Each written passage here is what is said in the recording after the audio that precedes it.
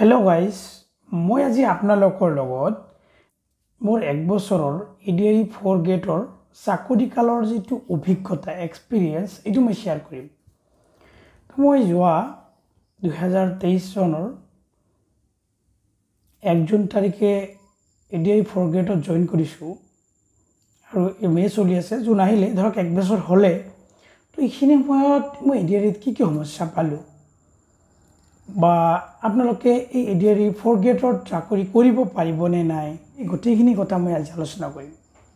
তো প্ৰথমত মই সমস্যাবিলাক আলোচনা কৰি লওঁ। কি সমস্যা পাইছোঁ মই প্ৰথম যেতিয়া জইন কৰিলোঁ তেতিয়া মানে মোৰ মিলাওঁতে অলপ অসুবিধা হৈছিল, মানে ষ্টাফৰ লগত মিলতে।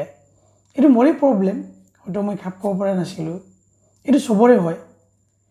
তাৰপিছত মানুহৰ কথা, মানুহে কয় 4 গ্ৰেডৰ চাকৰি কৰি আছা, এই কি 4 গ্ৰেডৰ চাকৰি এইবিলাক মানে কৰে নে, কম চেলাৰী, এনেকুৱা কিবা কিবি কয়। মানুহৰ কথা শুনি এনেকুৱা যেন লাগে যে 4 গ্ৰেড চাকৰি কৰাই নাযাব।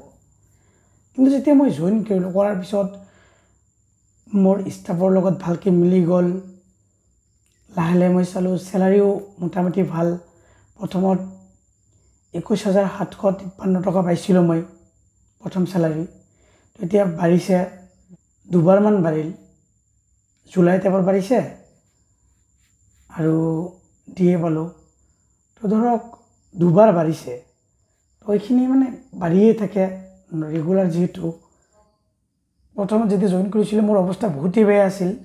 এতিয়া মই 1 বছৰ চাকৰি কৰাৰ পিছত ঘৰৰ অৱস্থা অলপ হ'লেও ভাল হৈছে। মই এটা 4 চকীয়াও লৈছোঁ আপোনালোকৰ আশীৰ্বাদত। তো ভাল চলি আছে। আপোনালোকে পঢ়ক ভালকৈ, যদি ইচ্ছা আছে 4 গ্ৰেড ল'ব পাৰে। ভাল চাকৰি এইটো, কোনো সমস্যা নাই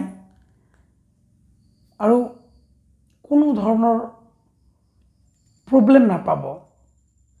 তো ইনক্ৰিমেণ্ট লৈ কোনো সমস্যা নহয়। আৰু এটা সমস্যাৰ ভিতৰত এইখিনিয়ে, সমস্যা নাই, ভাল।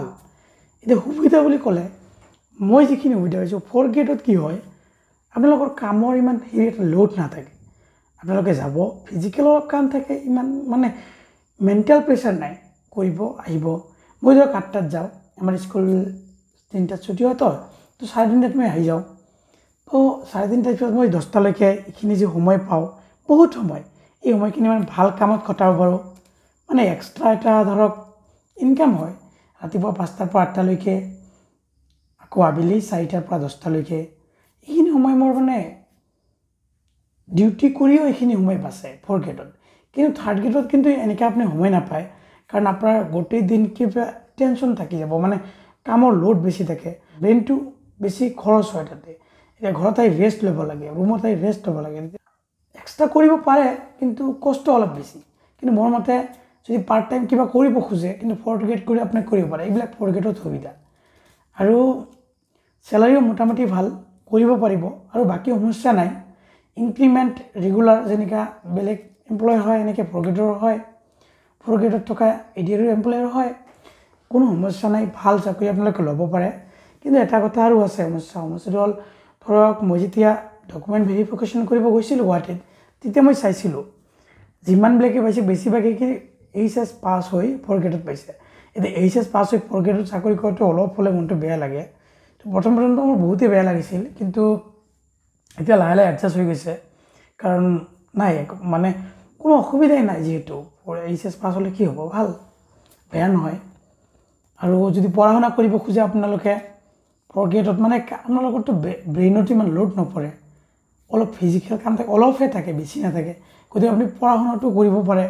তো মই ভাবোঁ যদি আপোনালোকে আগবাঢ়িব খুজি আছে, মানে পঢ়া শুনা কৰিব খুজিছে, তথাপি 4 গ্ৰেড ভাল। আপোনালোকৰ যদি যোগ্যতা আছে, HS বেছি হোৱা নাই, ডিগ্ৰী হোৱা নাই, তো আপোনালোকে ভালকৈ পঢ়ি EDRE 4 গ্ৰেড ল'ব পাৰে।